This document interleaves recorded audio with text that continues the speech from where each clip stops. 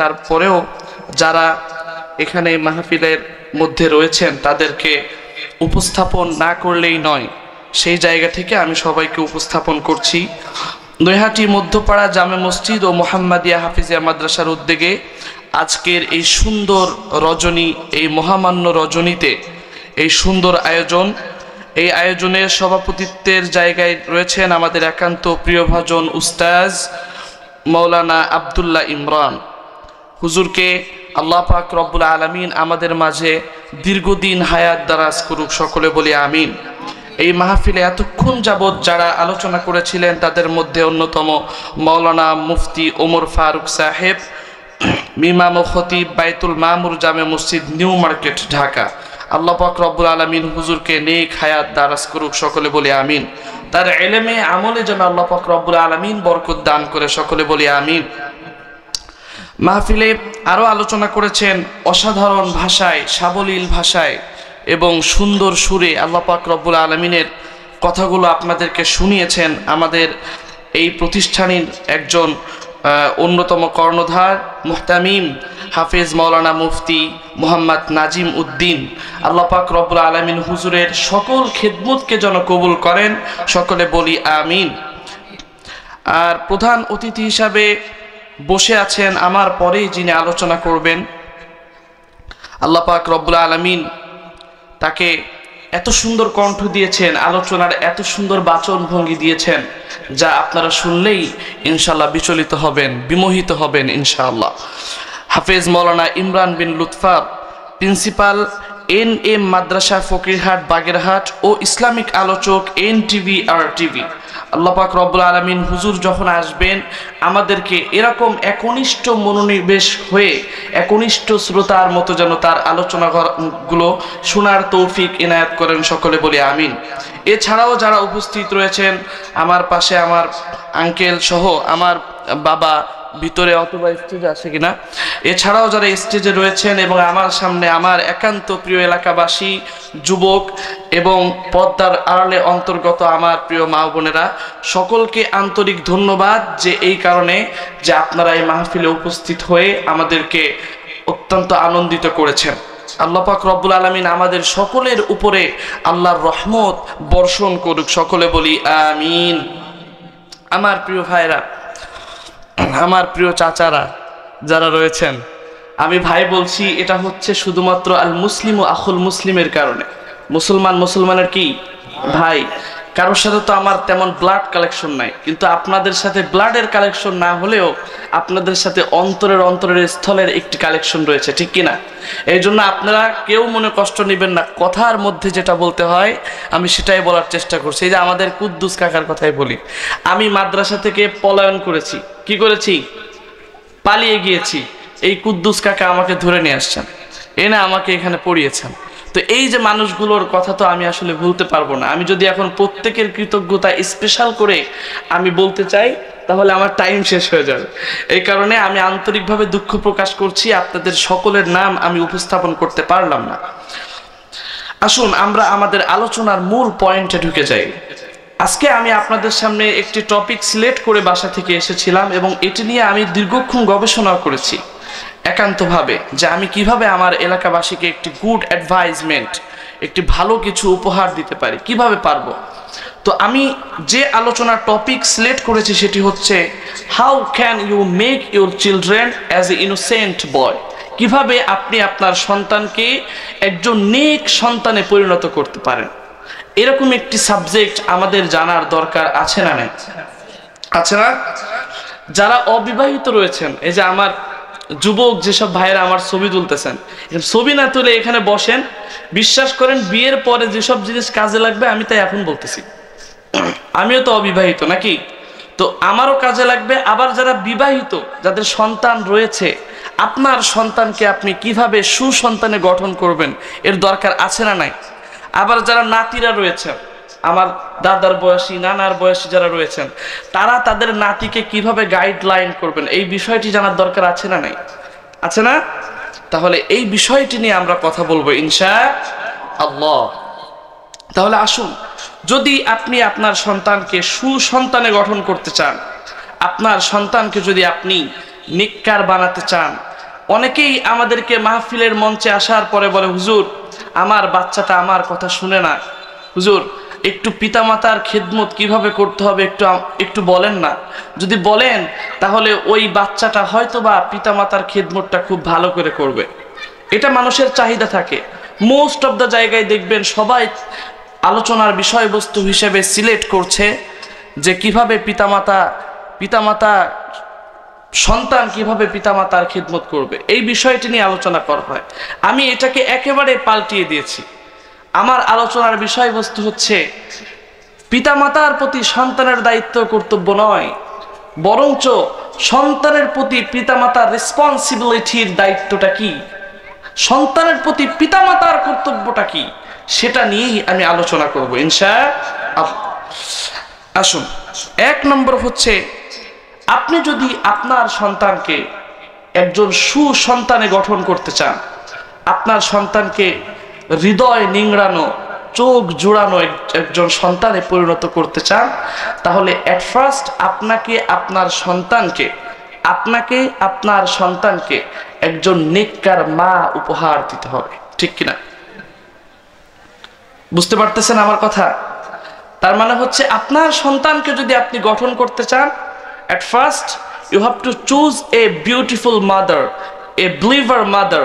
আপনাকে অবশ্যই একজন সুন্দর এবং বিউটিফুল, সুন্দর বলতে শুধু মুখের সৌন্দর্য না, ইসলামের সৌন্দর্যে রঙিন, ইসলামের রঙে রঙিন এরকম একজন মা আপনার সন্তানকে উপহার দিতে হবে। এটি কি আমার কথা? কথা বলে না, এটি কি আমার কথা?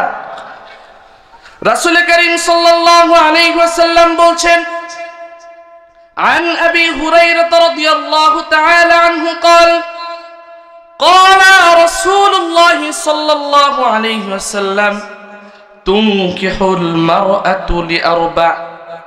রাসূল করিম সাল্লাল্লাহু আলাইহি ওয়াসাল্লাম বলছেন, যখন তোমরা কোনো নারীকে বিবাহ করার জন্য উপক্রম হও, অথবা তোমরা যখন কোনো নারীকে বিবাহ করতে চাও, এমন সময় তোমরা 4টা জিনিস দেখে তোমরা বিবাহ করো। বলেন কয়টা জিনিস? রাসূল করিম সাল্লাল্লাহু আলাইহি ওয়াসাল্লাম এখানে আদেশ করেন নাই, বরং তিনি সমাজের প্রেক্ষাপটটি বুঝিয়ে দিয়েছেন। এটা মাজহুলের সিগা, তুনকিহুল মারআতু লিআরবা। আল্লাহ রাসূল সাল্লাল্লাহু আলাইহি ওয়াসাল্লাম বলছেন, মানুষ স্বভাবগতভাবে যখন বিবাহ করে তখন 4টা জিনিস দেখে বিবাহ করে। 1 নম্বর হচ্ছে ওয়ালি জামালিহা, মেয়েদের সৌন্দর্য দেখে তারা বিবাহ করে। ওয়ালি হাসবিহা, অথবা বংশ মর্যাদা দেখে বিবাহ করে। ওয়ালি দীনিহা, অথবা দিন দেখে বিবাহ করে। অথবা তার মালিহা, তার যে টাকা পয়সা ধন সম্পদ রয়েছে সেগুলো দেখে বিবাহ করে। রাসূল করিম সাল্লাল্লাহু আলাইহি ওয়াসাল্লাম বললেন, 4টা জিনিস দেখে মানুষ বিবাহ করে। রাসূল সাল্লাল্লাহু আলাইহি ওয়াসাল্লাম কিন্তু বলেন নাই 4টা জিনিস দেখে বিবাহ করো। রাসূল করিম সাল্লাল্লাহু আলাইহি ওয়াসাল্লাম বলেছেন, 4টা জিনিস দেখে মানুষ বিবাহ করে। সাধারণত 4টা জিনিস দেখে মানুষ বিবাহ করে। 1 নম্বর হচ্ছে ওয়ালি মালিহা, মানুষ টাকা দেখে, অর্থ সম্পদ দেখে। 2 নম্বর হচ্ছে ওয়ালি জামালিহা, সৌন্দর্য দেখে। 3 নম্বর হচ্ছে ওয়ালি হাসবিহা, বংশ মর্যাদা দেখে। 4 নম্বর হচ্ছে ওয়ালি দীনিহা, দিনদারিতা দেখে। এই 4টা জিনিস দেখে স্বভাবজাত মানুষ একজন পার্সনকে চয়েস করে। আল্লাহ রাসূল সাল্লাল্লাহু আলাইহি ওয়াসাল্লাম বললেন, ফাজফার বিযাতিদ দীনি তারিবাত ইয়াদাক। আল্লাহ রাসূল সাল্লাল্লাহু আলাইহি ওয়াসাল্লাম বললেন, তোমাদের উচিত হবে তোমরা এই 4টা জিনিসের মধ্যে দ্বীনদারিত্বকে তোমরা প্রাধান্য দিবে। বলেন সুবহানাল্লাহ। আল্লাহ রাসূল সাল্লাল্লাহু আলাইহি ওয়াসাল্লাম বললেন, তারিবাত ইয়াদাক, যদি তোমরা দ্বীনদারিত্বকে প্রাধান্য দিয়ে বিবাহ করো, রাসূল করিম সাল্লাল্লাহু আলাইহি ওয়াসাল্লাম বললেন, তোমার হাত কখনো বিফলে যাবে না। সুবহানাল্লাহ। তার মানে হচ্ছে আপনি আপনার সন্তানের জন্য যখন একজন নেককার মা উপহার দিবেন, ওই সন্তান নেককার মা পাওয়ার পরে ওই সন্তান আস্তে আস্তে সুসন্তানে গঠন হয়ে যাবে। বলুন ঠিক কিনা? আমরা কথিত আছে এভাবে আমরা অনেক ঘটনা শুনে আসছি, তার ভিতরে একটি অন্যতম ঘটনা হচ্ছে হযরত আব্দুল কাদের জিলানী রহিমাহুল্লাহের কথা, যিনি বিশ্ববিখ্যাত একজন ওলি ছিলেন। এই বিষয়ে তো আমাদের কোনো সন্দেহ নাই, আছে? তার এই ঘটনাটা নিয়ে অনেকের সন্দেহ বা অনেকের সংশয় আছে, কিন্তু আব্দুল কাদের জিলানী রহিমাহুল্লাহ যে বিশ্ববিখ্যাত একজন ওলি ছিলেন এই বিষয়ে কারোর কোনো কন্ট্রাডিকশন নাই। আব্দুল কাদের জিলানী রহিমাহুল্লাহের কথায় আমরা জানতে পারি তিনি মায়ের পেটে বসে 18 পারার হাফেজ হয়েছিলেন। তো আমি আমার এক উস্তাদকে জিজ্ঞেস করলাম, উস্তাদ ধরে নিলাম হাফেজ হলোটা কিভাবে? তো তিনি নিউরোসায়েন্স নিয়ে গবেষণা করেন, হিউম্যান এমব্রিওলজি নিয়ে তারা গবেষণা করেন। তিনি আমাকে বললেন, মুতাসিম, এটা খুব গভীর একটি বিষয়। সেটি হচ্ছে সন্তান যখন মায়ের কোলে থাকে অথবা সন্তান যত দুগ্ধ পান করে তখন তো সন্তান কিছুই জানে না পৃথিবীর মা ছাড়া। সন্তানের কান্না একমাত্র মা বোঝে। গভীর রাত্রে সন্তান দুধের তৃষ্ণায় কান্নাকাটি করে, বাবা বলে এত কান্না করে কেন, বাইরে নিয়ে যাও। কিন্তু মা বুঝে ফেলে আমার সন্তানের দুধের পিপাসা পেয়েছে, ঠিক কিনা? মা একটি বড় আজব জিনিস। পৃথিবীর কেউ কিছু না বুঝলেও, ওই সন্তানের মুখের ভাষা কেউ না বুঝলেও এই জনম দুঃখিনী মা সব কিছু বুঝে যায়, ঠিক কিনা? পৃথিবীতে এমন একটি সম্পদ আল্লাহ আমাদের প্রত্যেককে দিয়েছেন এবং এটি আমাদের দুনিয়াতে আসার একটি অন্যতম মাধ্যম, সেটি হচ্ছে মা, তাই না? মা ছাড়া দুনিয়ায় আপন কেহ আর হয় না, কখনো হয় না, ঠিক কিনা? মা ছাড়া দুনিয়ায় আপন কেহ আর হয় না, কখনো হয় না। সীমাহীন যাতনায় বুক ভরা বেদনায় মার মতো কেউ পাশে রয় না, মার মতো কেউ পাশে রয় না। সীমাহীন যাতনায় বুক ভরা বেদনায় মার মতো কেউ পাশে রয় না, মার মতো কেউ পাশে রয় না। মা ছাড়া দুনিয়ায় আপন কেহ আর হয় না, কখনো হয় না, ঠিক কিনা? তো এই যে মা তো বুঝে ফেলে যে সন্তানের দুধের তৃষ্ণা পেয়েছে। তো এই যে মা সব সময় সন্তানের টেক কেয়ার করতে ব্যস্ত, সন্তান কখন খাবে, সন্তান কখন প্রস্রাব করতেছে, কখন তার প্যান্ট পাল্টিয়ে দিতে হবে, ঠিক কিনা? এই বিষয়টা নিয়ে মা সবসময় ব্যস্ত থাকেন। আল্লাহ পাক রব্বুল আলামিন আমাকে আমার উস্তাদ বলছেন, আমি কিন্তু উস্তাদের কথায় আছি, আমাকে আমার উস্তাদ বলছেন যে মুতাসিম, মেডিকেল সায়েন্স যেটা বলে যে a child gets hearing before 16 week of birth, একজন শিশু দুনিয়াতে ভূমিষ্ঠ হওয়ার অন্তত 16 সপ্তাহ আগে সে কানে শুনতে পারে। বলেন সুবহানাল্লাহ। এটা কার কথা? মেডিকেল সায়েন্সের কথা, মেডিকেল সায়েন্সের কথা। মেডিকেল সায়েন্স বলে দুনিয়াতে ভূমিষ্ঠ হয়নি, কিন্তু সে পেটের ভিতরে থেকেই 16 সপ্তাহ আগ থেকে মায়ের সমস্ত কিছু সে শুনতে পারে।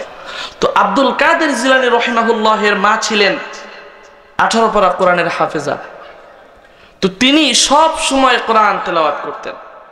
তিনি হয়তোবা শুনতো, ওই বাচ্চা হয়তোবা শুনতো, যখন দুগ্ধ পান করাচ্ছেন তখন তার বাচ্চা কথা বলতে পারে না, তো তিনি কোরআন তেলাওয়াত করছেন, ওই আব্দুল কাদের জিলানী রহিমাহুল্লাহ কি করছেন? শুনতেছেন। তো এর মাধ্যমে হয়তোবা যদি এটা হয়ে থাকে তাহলে এই যে তার মায়ের যে একটি, সকলে একটু জিকির করি, লা ইলাহা জোরে লা ইলাহা বলেন সুবহানাল্লাহ আলহামদুলিল্লাহ। দেখবেন বিশ্ববিখ্যাত কয়েকজন ভালো ভালো হাফেজ যারা বিশ্ব জয় করেছে, আমাদের বাংলাদেশের আশরাফুল আলম আমাদের এক ছোট ভাই, ও বিশ্ব জয় করেছেন। তো ও কিন্তু এই যে কোরআন শুনে শুনে মুখস্থ করেছেন। এই শুনে শুনে মুখস্থ করলে এই জিনিসটা অনেক হার্ড হয়, অনেক মেমোরাইজিংটা অনেক হার্ড হয়। তো এইভাবে হয়তোবা আব্দুল কাদের জিলানী রহিমাহুল্লাহ সে মুখস্থ করেছিলেন। আমি এই কথাটা কেন বলছি, যে আপনার সন্তানকে একজন নিক্কার মা উপহার দিতে হবে।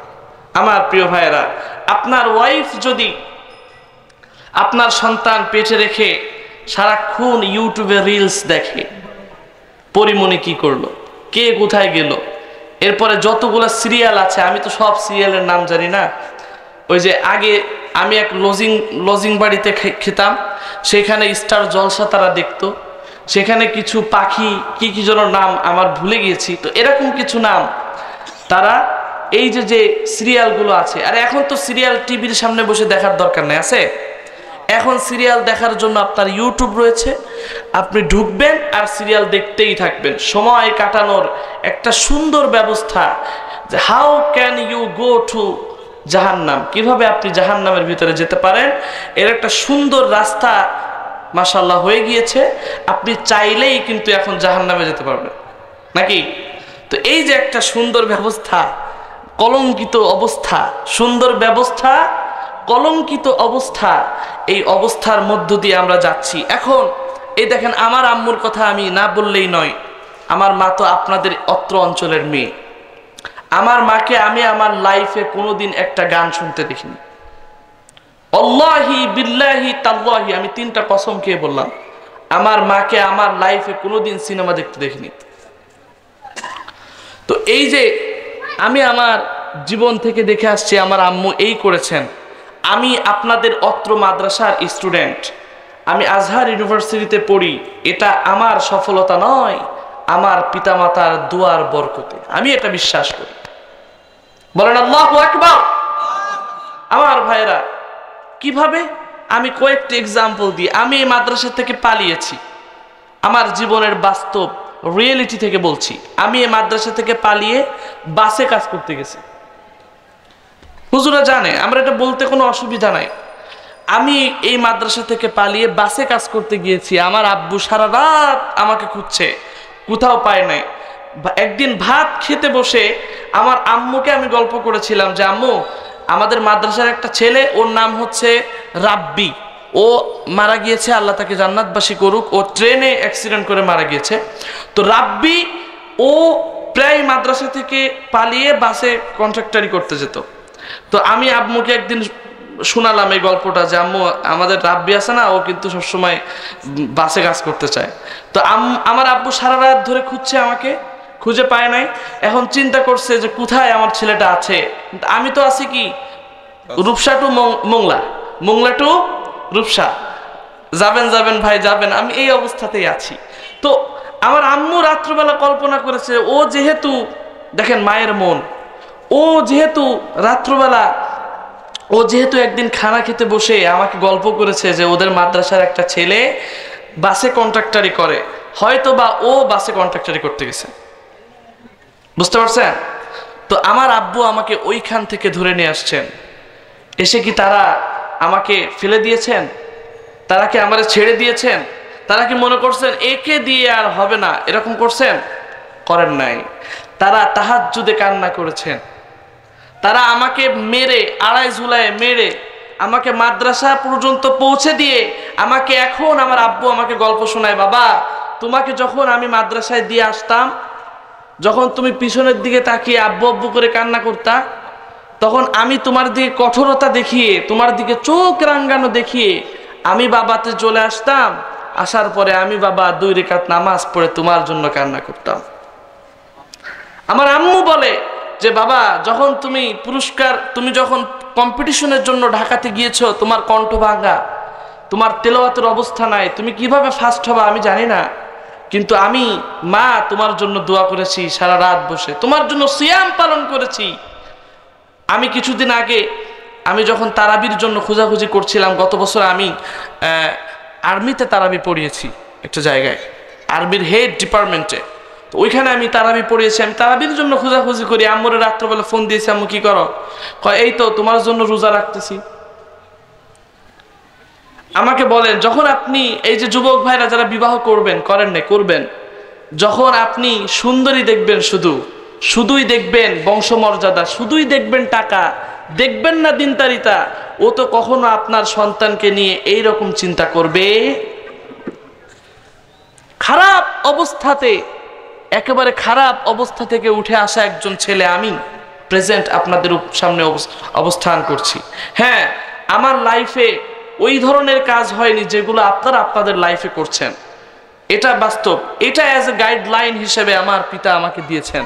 মাদ্রাসায় গেলে পিছনে দুইটা চোখ থাকতো যে আমি কোনো মানুষের সাথে কথা বলি কিনা। রাত 3টার সময় ফোন চালাচ্ছি, আমি আসলে পড়ার যে করোনার মধ্যে আমাদের অ্যাসাইনমেন্ট করতে হয়, আমি অ্যাসাইনমেন্ট করতেছি রাত্রবেলা বসে বসে, রাত 3টা পর্যন্ত আব্বু পাহারা দিয়েছে আমার ছেলে অ্যাসাইনমেন্ট করে নাকি কারোর সাথে চ্যাট করে। তো এই গাইডলাইনটা আপনি কখন দিতে পারবেন? যখন আপনার ভিতরে ঈমানদারিত্ব থাকবে। তার মানে হচ্ছে, আপনি যদি আপনার সন্তানকে একজন সুসন্তানে গঠন করতে চান, you have to change your life. আপনাকে অবশ্যই নিজেকে আগে চেঞ্জ করতে হবে, ঠিক কিনা? তাহলে রাসূল করিম সাল্লাল্লাহু আলাইহি ওয়াসাল্লাম বললেন, তোমরা যদি নেককার স্ত্রী বিবাহ করো আর যদি নেককার সন্তান গঠন করতে চাও, তাহলে নেককার স্ত্রী বিবাহ করলে আল্লাহ পাক রব্বুল আলামিন তোমার ঘরে নেককার সন্তান দান করবেন। বলেন সুবহানাল্লাহ। আমার ভাইরা, যখন আপনি নেককার স্ত্রী বিবাহ করবেন, তখন ওই নেককার স্ত্রী তখন আপনার জন্য দোয়া করবে, রব্বানা হাবলানা মিন আজওয়াজিনা ওয়া যুররিয়াতিনা কুররাতা আয়ুনি ওয়াজআলনা লিল মুত্তাকিনা ইমামা। আপনার ভিতরে যখন ঈমান থাকবে তখন আপনি ওই দোয়া করবেন। হযরত ইব্রাহিম আলাইহিস সালাতু ওয়াস সালাম 80 বছর বয়সে আল্লাহ পাক রব্বুল আলামিনের কাছে দোয়া করছিলেন, ইয়া আল্লাহ, তুমি আমাকে এমন একজন সন্তান দাও, এই সন্তানের দিকে তাকালে যেন আমার চোখ জুড়িয়ে যায়। এমন একজন সন্তান আমাকে দান করো যেন আমার সন্তান মুত্তাকিদের ইমাম হতে পারে। এইভাবে ইব্রাহিম আলাইহিস সালাতু ওয়াস সালাম 80 বছর বয়সে ইব্রাহিম আলাইহিস সালাতু ওয়াস সালাম দোয়া করছিলেন। আল্লাহ পাক রব্বুল আলামিন তার দোয়া কবুল করেছিলেন। কবুল করার পরে আল্লাহ পাক রব্বুল আলামিন তাকে চোখ জোড়ানো একজন সন্তান দান করেছিলেন, যে সন্তান পরবর্তীতে নবী হয়েছিল। বলেন সুবহানাল্লাহ। আমরা সকলেই জানি তো এই গল্প। তার মানে হচ্ছে, আপনার নিজেকে চেঞ্জ করতে হবে। আপনার পরিবার গঠন করতে গেলে আপনার নিজেকে চেঞ্জ করতে হবে। when you will change your life, আপনার পরিবার আল্লাহ পাক রব্বুল আলামিন চেঞ্জ করে দিবেন ইনশাআল্লাহ। এরপরে 2 নম্বর যে প্যাটার্ন, আপনার সন্তান হলো, এরপরে আপনি কি করবেন? আপনার সন্তান হয়েছে, কি করবেন? সন্তান হওয়ার সাথে সাথে হিন্দুদের মতো উলুলু দিব নাকি? তাহলে সন্তান হওয়ার পরে কোনো শুকরিয়া টুকরিয়া নাই, সন্তান হয়েছে ব্যাস ফোন দিয়ে বললাম আমার একটা সন্তান হয়েছে। আবার অনেকে আছে কন্যা সন্তানের জন্য সবসময় কান্নাকাটি করে, হয়েছে একটা ছেলে, ব্যাস যেমনি শুনছে যে আমার একটা ছেলে হয়েছে, ফোনটা, এই তোর কিন্তু একটা ছেলে হয়েছে, দিছে ফোনটা কেটে, আর কোনো যোগাযোগ নেই।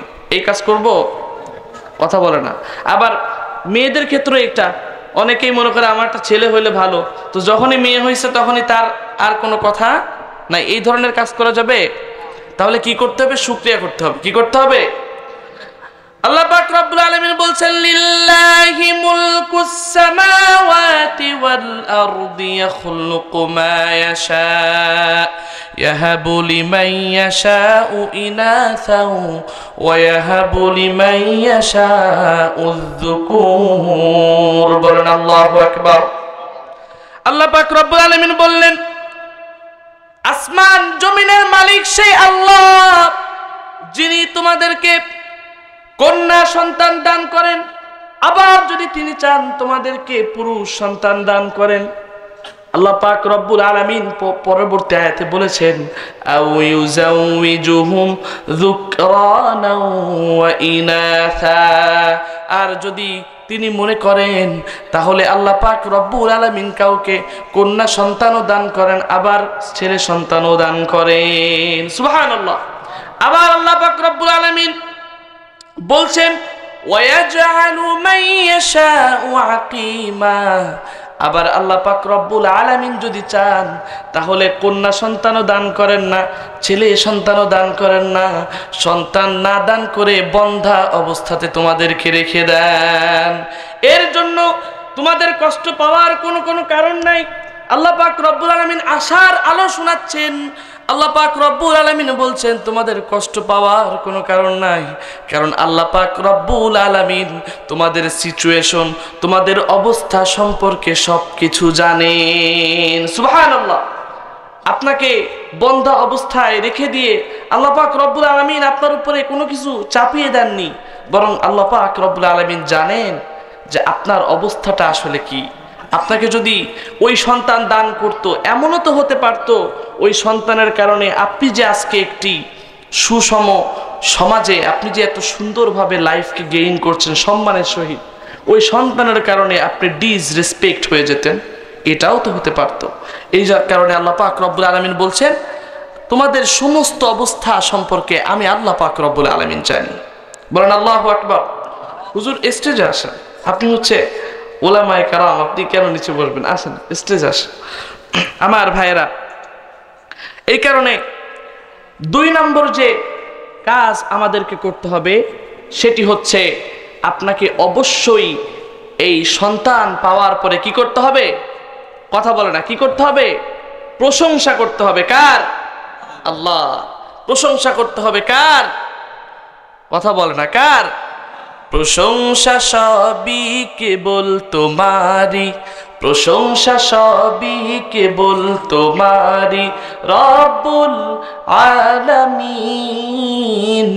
দয়ালু মেহেরবান করুণায় ফুরান, দয়ালু মেহেরবান করুণায় ফুরান, আর কেহ নাই তুমি মালিক শেষ বিচারের দিন, শেষ বিচারের দিন। ঠিক কিনা? তাহলে একজন সন্তানকে যদি আপনি সুসন্তানে গঠন করতে চান, এট ফার্স্ট আপনাকে একজন নেককার মহিলা চুজ করতে হবে, নেককার নারী চুজ করতে হবে। 2 নম্বর হচ্ছে যখন আপনি নেককার নারী চুজ করে ফেলেছেন, এরপরে আপনাকে অবশ্যই সন্তান হওয়ার পরে ছাড়াই আপনাদের সামনে কিছু নলেজ যা গেইন করেছি আপনাদের সামনে কিছু প্রেজেন্টেশন করব ইনশাআল্লাহ, এবং সকলে এখান থেকে কিছু শেখার চেষ্টা করব। যেহেতু আমি তেলাওয়াত করব, অ্যাজ এ রিসাইটার হিসাবে আমার উচিত হবে, আমার উপরে একটি রেসপন্সিবিলিটির জায়গা হচ্ছে যে আমি আপনাদেরকে how can you listen to this Quran, কিভাবে আপনি কোরআন শুনবেন বা কোরআন শোনার যে আদব সেটি এট ফার্স্ট আপনাদের সামনে প্রেজেন্ট করব। কোরআন যদি আপনি শুনতে চান তাহলে আল্লাহ পাক রব্বুল আলামিন আমাদেরকে 2টি কাজ করার কথা বলেছেন। কয়টি কাজ সকলে বলেন তো? জোরে কথা বলতে কি কষ্ট হবে? আপনারা সকলে আমার লোক না? কাছাকাছি আসেন তো, কাছাকাছি আসেন। তাহলে বলেন, যদি আপনি কোরআন শুনতে চান তাহলে আপনাকে কয়টা কাজ করতে হবে? কথা বলে না, কয়টা? 2টা। আল্লাহ পাক রব্বুল আলামিন বলছেন ওয়ারাত্তিলিল কুরআনা তারতিলা। কি বলছেন? ওয়ারাত্তিলিল কুরআনা তারতিলা। যখন তোমরা কোরআন পড়ো তখন তারতিল সহকারে তেলাওয়াত করো। আর 2 নম্বর যে আয়াত যেখানে আল্লাহ পাক রব্বুল আলামিন আমাদেরকে কোরআন শোনার কথা বলছেন সেটি হচ্ছে যখন তোমাদের সামনে কোরআন তেলাওয়াত করা হয় তখন তোমরা কোরআন শুনো এবং মনোযোগ সহকারে সেটাকে শ্রবণ করো। তাহলে আল্লাহ পাক রব্বুল আলামিন আমাদেরকে বলছেন যখন তোমাদের সামনে কোরআন তেলাওয়াত করা হয় তখন তোমরা কি করো? শ্রবণ করো। তাহলে at first you have to listen to this Quran, আপনাকে শুনতে হবে। এবং পে অ্যাটেনশন, আপনাকে মনোযোগ দিতে হবে। এটা কে বলেছেন? আল্লাহ। আল্লাহ বলছেন লাআল্লাকুম তুরহামুন, যখন তোমরা কোরআন শুনবা এবং অ্যাটেনশন দিবা, এই দুইটা কাজ যখন করবা, তখন আল্লাহ পাক রব্বুল আলামিন বলছেন তুমি আমার পক্ষ থেকে তখন রহমত পাবা। সকলে বলেন সুবহানাল্লাহ। এটা হচ্ছে আমরা যারা মুমিন তাদের কাজ। কাদের কাজ? মুমিন তাদের কাজ। আল্লাহ পাক রব্বুল আলামিন বলছেন وَإِذَا تُلِيَتْ عَلَيْهِمْ آيَاتُهُ زَادَتْهُمْ إِيمَانًا। আল্লাহ পাক রব্বুল আলামিন বলছেন তোমরা যখন পে অ্যাটেনশন করবা, অর্থাৎ তোমরা যখন মনোযোগ দিবা, মনোযোগ দেওয়ার পরে যখন তোমরা কোরআনকে সুন্দরভাবে তেলাওয়াত, এই কোরআনের তেলাওয়াত গুলো যখন তোমরা শুনবা, আমি আল্লাহ পাক রব্বুল আলামিন বলছি ফাযাদাতুহুম ঈমানা। মুমিনরা যখন কোরআন তেলাওয়াত শুনে তখন আমি আল্লাহ পাক রব্বুল আলামিন তাদের ঈমান বৃদ্ধি করে দিই। সুবহানাল্লাহ। তাহলে কোরআন শোনার আদব হচ্ছে you have to listen to this Quran properly. আপনাকে ফোকাস করতে হবে কোরআন তেলাওয়াতের দিকে। তাহলে যখন কোরআন তেলাওয়াত হবে তখন আমার এই যে ছোট ভাইয়েরা এভাবে দাঁড়িয়ে থাকা যাবে? কথা কন। এই যে যখন কোরআন তেলাওয়াত শুনবো তখন কি দাঁড়িয়ে থাকা যাবে? যাবে না। কোথায় বসতে হবে? কোথায়?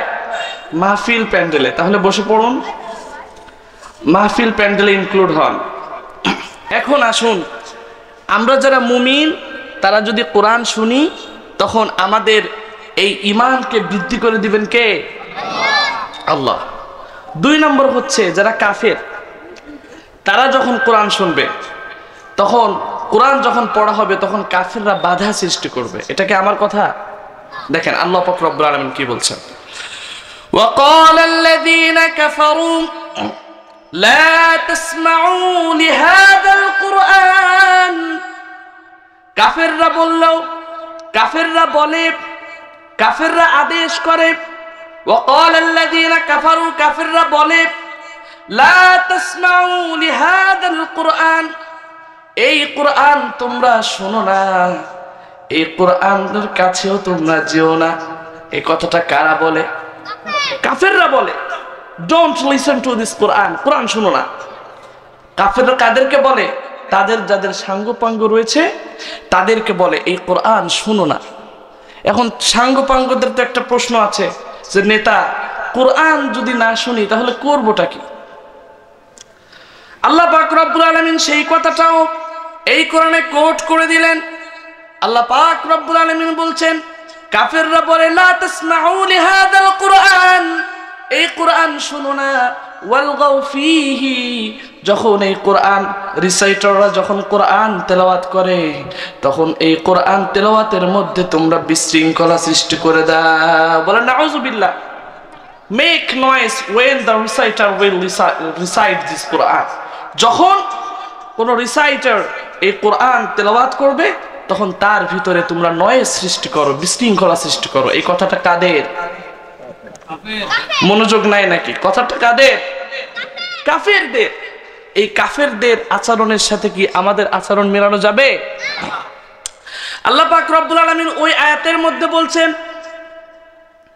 ওয়াইযা কুরিআল কুরআনু ফাসতামিউ লাহু ওয়া আনসিতু লাআল্লাকুম তুরহামুন। যখন কোরআন তেলাওয়াত করা হবে তখন তোমরা শুনো এবং মনোযোগ দাও যাতে করে আমার পক্ষ থেকে তোমরা মার্সি পেতে পারো, রহমত পেতে পারো।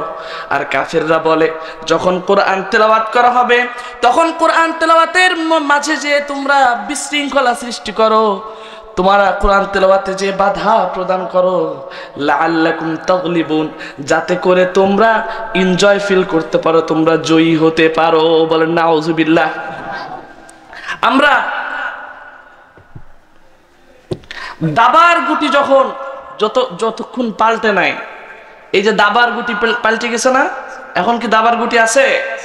আগের মতো কি কেউ এখন এসে বলে আমি যা বলবো তাই শোনাইতে হবে? এ কথা এখন কেউ বলে? এ কথা বলার এখন কারো সাহস আছে? এই যতদিন সাহস ছিল না যতদিন সাহস ছিল ততদিন তারা মনে করত যে যদি আমরা কোরআন তেলাওয়াতের মধ্যে অথবা তাফসীরের মধ্যে যে অথবা হুজুরদেরকে যে যদি একটু পিটাতে পারি অথবা হুজুরদেরকে যদি একটু জেলের ভিতরে ঢুকাতে পারি লাআল্লাকুম তাগলিবুন, আল্লাহ বলছে তারা মনে করে যে আমরা হয়তোবা উই উইল সাকসেস, আমরা হয়তোবা কি হয়ে যাব, জয়ী হয়ে যাব, সাকসেস হয়ে যাব। কিন্তু আল্লাহ বলছেন না না, তোমরা যারা এই চিন্তা করছো যে কোরআনে বাধা প্রদান করে কোরআনের ভিতরে বিশৃঙ্খলা সৃষ্টি করে তোমরা যারা জয়ী হবা, এই চিন্তা করছো, কখনোই নয়। কারণ এই কোরআন ইন্না নাহনু নাযালনা যিকরা ওয়া ইন্না লাহু লাহাফিজুন, the responsibility of preserving the holy Quran belongs to Allah subhanahu wa ta'ala। আল্লাহ বলছেন আমি কোরআন নাজিল করেছি, এই কিয়ামত পর্যন্ত এই কোরআন সংরক্ষণ করার দায়িত্ব আমি আল্লাহ পাক রব্বুল আলামিন নিয়েছি। সুতরাং আমার ভাইয়েরা, আমরা যারা মুমিন নিজেদেরকে ইমানের চেতনায় জাগ্রত করতে চাই, আমরা চাইবো এই কোরআনের ভিতরে কোনো বিশৃঙ্খলা সৃষ্টি হবে না। এবার আসুন আমার কথায়, আমি হচ্ছে আপনাদের এলাকার একজন সন্তান, এই মাদ্রাসার প্রিভিয়াস স্টুডেন্ট। এখানে আমাকে দৌড়াদৌড়ি করতে দেখেছেন, এখানে মারামারি করতে দেখেছেন, এইখানে আমি ডিগবাজি খাইছি। ওই যে আমার যারা বড় ভাইরা আছে আমার সামনে বসা আছে, তারা এসে আমার বলছে মেজবা এটা করিস না, বলছে কিনা। আপনারাই আমাকে শাসন করেছেন, আপনারা আপনাদের দোয়া, আপনাদের ভালোবাসা, আপনাদের কারণেই আজকে মেজবা আপনাদের সামনে এখানে বসে আছে কিছু কথা বলার জন্য। তো আপনাদের কি উচিত হবে না, আমরা এত কষ্ট করে এই বাচ্চাটাকে গড়লাম, এই বাচ্চাটার কথাটা আমরা একটু শুনি, উচিত হবে না বলেন? তো এখনো যারা ওই যে পিছনের দিকে বসে আছেন, আমার ছোট ভাইরা, আমার প্রিয় চাচারা, যারা বাহিরে যারা ঘোরাফেরা করছেন, তাদের কি এটা উচিত হচ্ছে যে আমরা আমাদের সন্তানকে গড়ে আমরা তার কথা না শুনে বাহিরে ঘোরাফেরা করব? এটা উচিত হচ্ছে বলেন? যারা মনে করছেন যে উচিত হচ্ছে না, আমি তাদেরকে বিনয়ের সাথে রিকোয়েস্ট করব, এখন কোরআন তেলাওয়াত হবে, কোরআন তেলাওয়াতের আগে আপনাদের কাছে বিনীতভাবে হাত জোড় করে রিকোয়েস্ট করছি, আপনারা বাহিরে ঘোরাফেরা করবেন না। যারা ওই জায়গায় বসা আছেন আমি দেখতে পাচ্ছি ওই বেঞ্চের উপরে, তারা বিনয়ের সাথে বলছি আপনারা মাঠের ভিতরে প্রবেশ করুন, এখানে বসুন, আমরা কিছু কথা শেয়ার করব, আমাদের নিজেদের মধ্যে আদান প্রদান করব, এখান থেকে কিছু লার্নিং পয়েন্ট বের করব, আমরা কি শিখবো, কি শিখলাম, এটা থেকে একটা লার্নিং পয়েন্ট বের করে আমরা আমাদের ক্ষুদ্র আলোচনা ক্ষুদ্রতেই শেষ করে দেব ইনশাআল্লাহ। আল্লাহ আমাদেরকে তৌফিক দান করুক, সকলে বলি আমিন।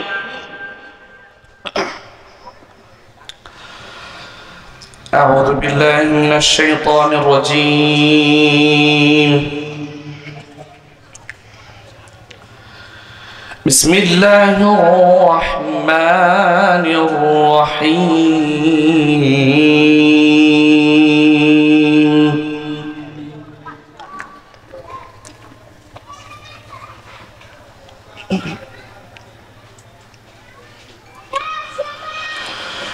يا أيها الإنسان ما غرك بربك الكريم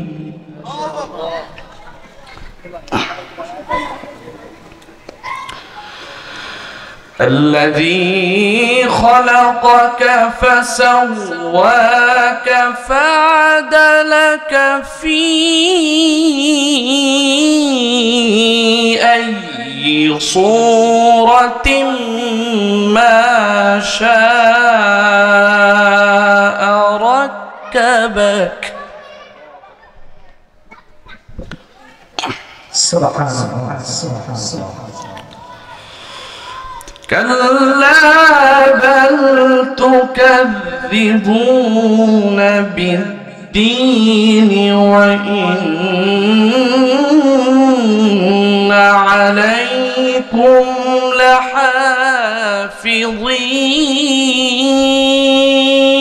لحافظين الله أكبر كراما كاتبين الذين يعلمون ما تفعلون.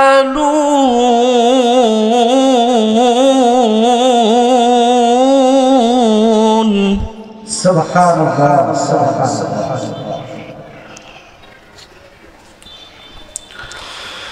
بسم الله الرحمن الرحيم. يا أيها الإنسان ما غرك بربك الكريم.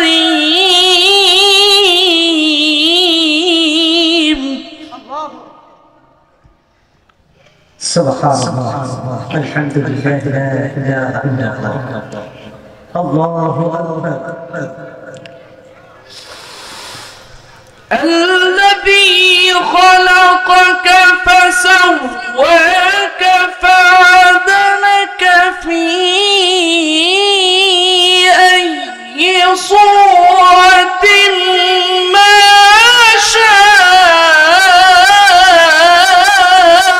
ركبك. الله أكبر. حمدا كثيرا. كلا بل تكذبون بالدين.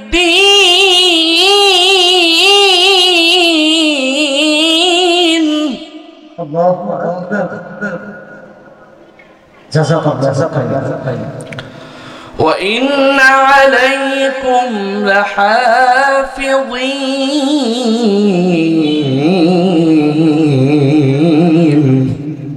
سبحان الله سبحان الله. بسم الله الرحمن الرحيم. يا أيها الإنسان ما غرك بربك الكريم. الله أكبر. سبحان الله سبحان الله وبحمده. الله أكبر. نعم تكبير.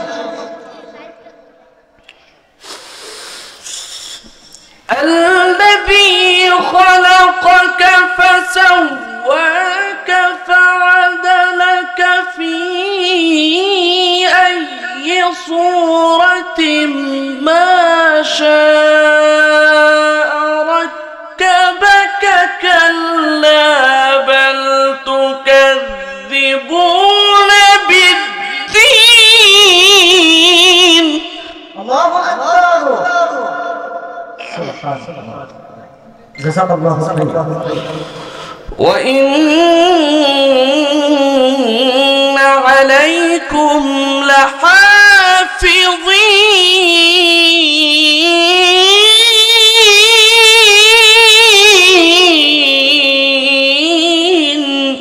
الله أكبر. ما شاء الله. كراما كاتبين يعلمون ما تفعلون.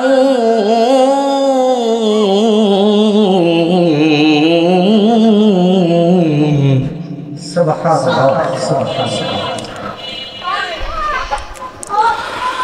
إن الأبرار لفي نعيم وإن الفجار لفي جحيم يصلونها يوم الدين.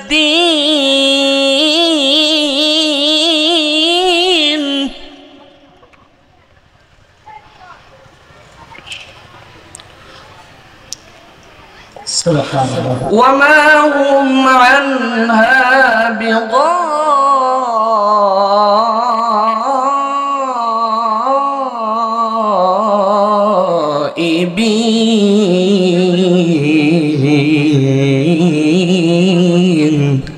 الله أكبر.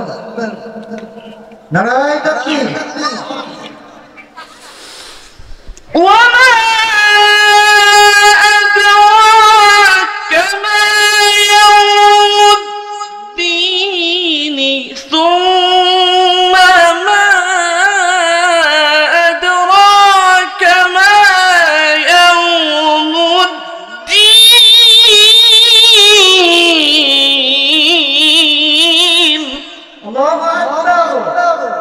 شاء الله سبحان الله وبحمده الله أكبر يوم لا تملك نفس لنفس شيئا والأمر يومئذ لله الله أكبر سبحان الله يوم لا تملك نفس لنفس شيئا والأمر يومئذ لله ما شاء الله صدق الله العظيم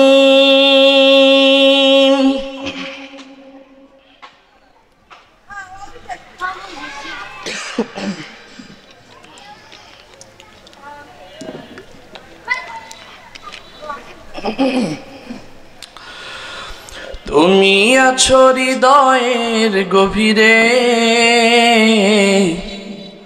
বলবো তোমায় বলো কি করে তুমি আছো হৃদয়ের গভীরে ভুলবো তোমায় বলো কি করে দেখি নাই তোমারে কোনদিন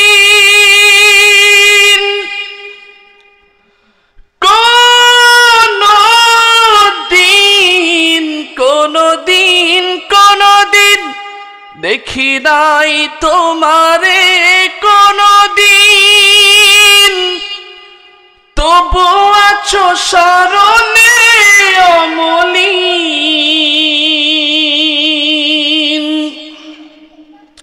প্রেমের ভুবনে তোমারি বিরহ ব্যথায় নিশীতের শেফালিরা ঝরে হে রাসূল তুমি আছো হৃদয়ের গভীরে ভুলবো তোমায় বলো কি করে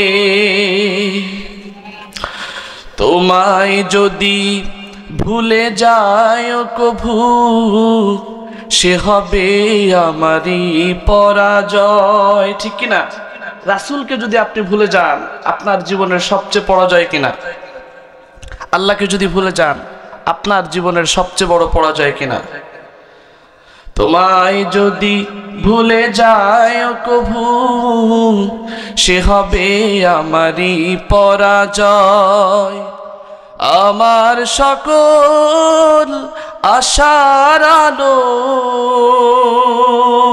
অবেলায় হারিয়ে যাবে হায় অবেলায় হারিয়ে যাবে হায় যতবার তোমারে খুঁজেছি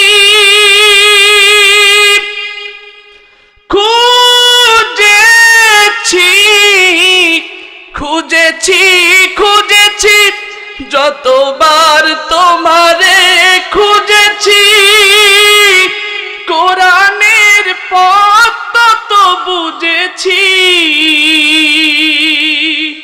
নিজেকে চিনেছি হে রাসূল নবীজি তোমার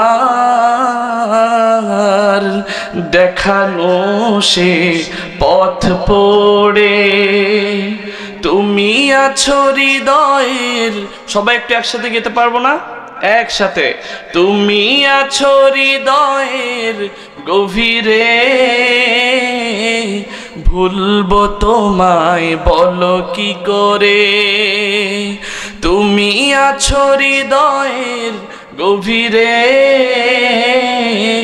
ভুলবো তোমায় বলো কি করে দেখি নাই তোমারে কোনদিন তবু আছো স্মরণে অমলিন, দেখি নাই তোমারে কোনদিন, তবু আছো স্মরণে অমলিন।